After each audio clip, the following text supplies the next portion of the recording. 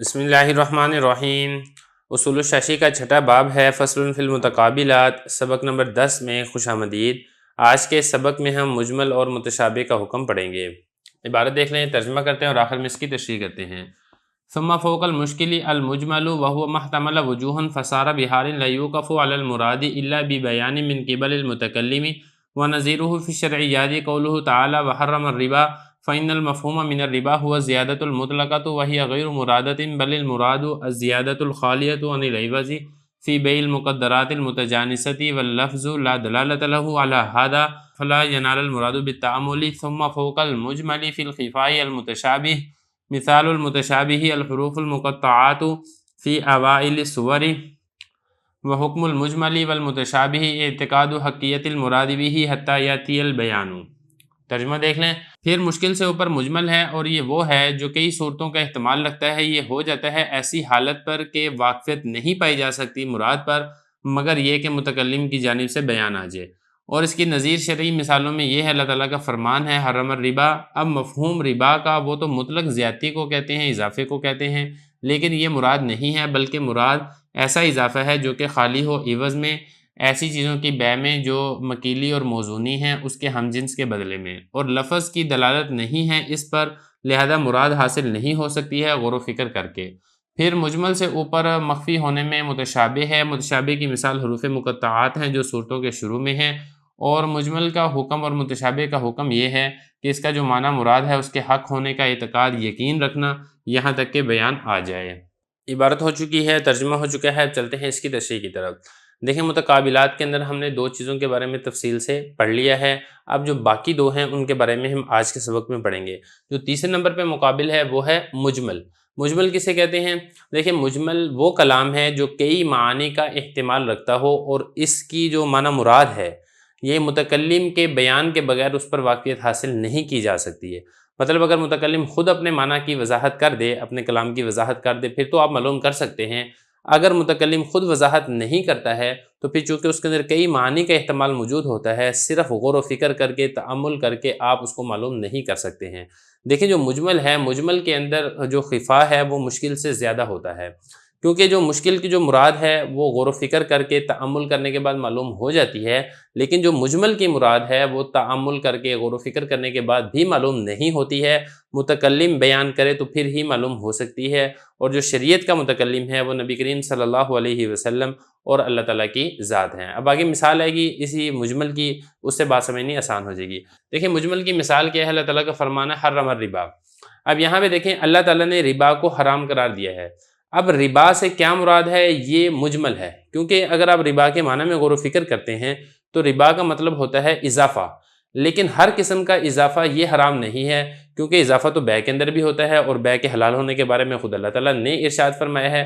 تو پتہ چلا کہ ہر قسم کا اضافہ یہ مراد نہیں ہے، بلکہ اس سے کون سا اضافہ مراد ہے؟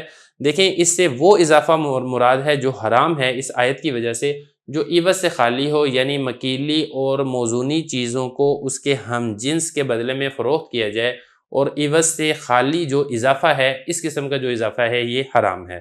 اب دیکھیں، یہ والے جو اضافہ حرام ہونے کی بات بیان کی گئی ہے یہ اس آیت سے سمجھ میں نہیں آ رہی ہے۔ اب اس آیت کے اندر جتنا مرضی غور و فکر کرتے رہیں لیکن سمجھ میں نہیں آئے گی، لیکن جب نبی کریم صلی اللہ علیہ وسلم نے خود ہی اس معنی کی وضاحت کر دی، جیسے کہ حدیث کے اندر آتا ہے الحنطۃ بالحنطۃ والشعیر بالشعیر والتمر بالتمر والملح بالملح والذهب بالذهب والفضة بالفضة مثلا بمثل یدا بید والفضل ربا، یعنی جو 6 چیزیں ہیں ان کو اگر آپ اس کے ہم جنس کسی چیز کے مقابلے میں فروخت کرتے ہیں تو دونوں عوض برابر ہوں اور دونوں پر مجلس عقد میں قبضہ کیا جائے تو پھر تو ٹھیک ہے، اگر کسی ایک جانب سے بھی اضافہ ہوگا تو وہ ربا اور حرام ہوگا۔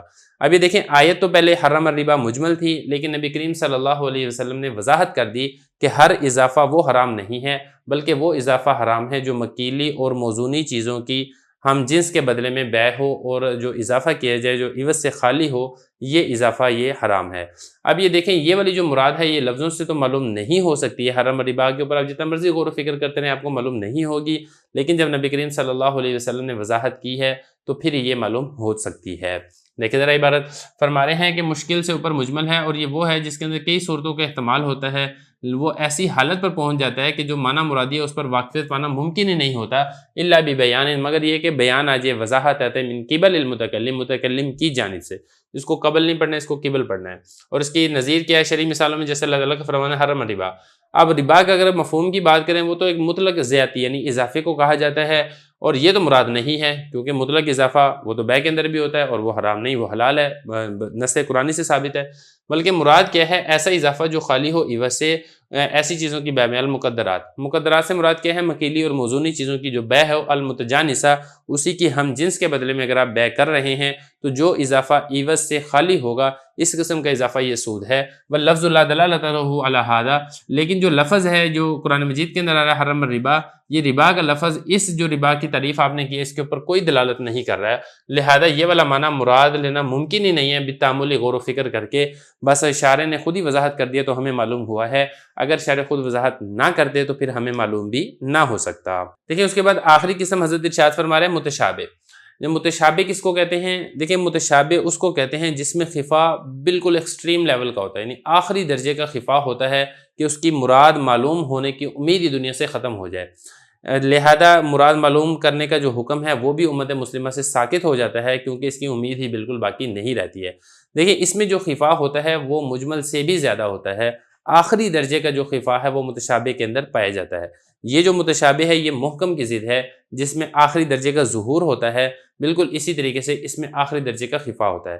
جیسے کہ حضرت نے اس کی مثال ذکر کی ہے حروف مقطعات، جو 29 صورتوں کے شروع کے اندر یہ حروف ذکر کیے گئے ہیں. اب اس کا معنی کیا ہے؟ یہ اللہ اور اس کے رسول کے درمیان راز ہے، امت کو اس کا معنی معلوم نہیں ہے، اور اس کا معنی اور مراد معلوم ہونے کی امید ہی دنیا سے ختم ہو چکی ہے. لہذا اس کا معنی کو طلب کرنا بھی امت سے ساقط ہو چکا ہے. اب امت کے اوپر یہ لازم اور ضروری نہیں ہے کہ اس کے معنی کو طلب کریں. دیکھیں ذرا یہ بتا رہے ہیں مجمل سے اوپر خفا میں متشابہ ہے. متشابہ کی مثال کیا ہے؟ حروف مقطعات جو کہ صورتوں کے شروع میں ہیں. آخری جو بات حضرت نے ذکر کی ہے اس فصل کی وہ یہ ہے کہ مجمل اور متشابہ کا حکم کیا ہے. دیکھیں ان کا حکم یہ ہے کہ ان کا اللہ تعالیٰ کے نزدیک جو بھی مراد ہے اس کے حق ہونے کا آپ اعتقاد اور یقین رکھیں یہاں تک کہ اس کی بیان اور اس کا وضاحت آ جائے. اگر تو دنیا کے اندر ہی وضاحت آ جائے جیسے کہ مجمل کے اندر وضاحت آ جاتی ہے شارع کی جانب سے تو پھر تو بہت اچھی بات ہے. اگر دنیا کے اندر نہیں وضاحت ہو رہی ہے تو آخرت کے اندر تو پھر انشاءاللہ وضاحت ہو ہی جائے گی. تو جب تک اس کا معنی مراد آپ کو معلوم نہیں ہوتا ہے آپ اس کے جو معنی اللہ تعالیٰ کے نزدیک مراد ہے اس کے اعتقاد اور حق ہونے کا یقین رکھیں. دنیا کے اندر اگر معلوم ہو جائے گا تو وہ مجمل ہوگا، دنیا میں معلوم نہیں ہوگا، آخرت میں معلوم ہوگا تو وہ متشابہ ہوگا. دیکھیں یہی فرما رہے ہیں کہ مجمل اور متشابہ کا حکم یہ ہے کہ اس کا جو معنی مراد ہے اللہ تعالیٰ کے نزدیک اس کے حق ہونے کا اعتقاد اور یقین رکھے یہاں تک کہ شارع کی جانب سے خود ہی بیان آ جائے، اور وہ مجمل میں دنیا میں بیان آئے گا اور متشابہ کے اندر آخرت کے اندر بیان آئے گا. اسی کے ساتھ ہی ہماری یہ جو فصل ہے فصل فی المتقابلات چھٹا باب مکمل ہو جاتا ہے.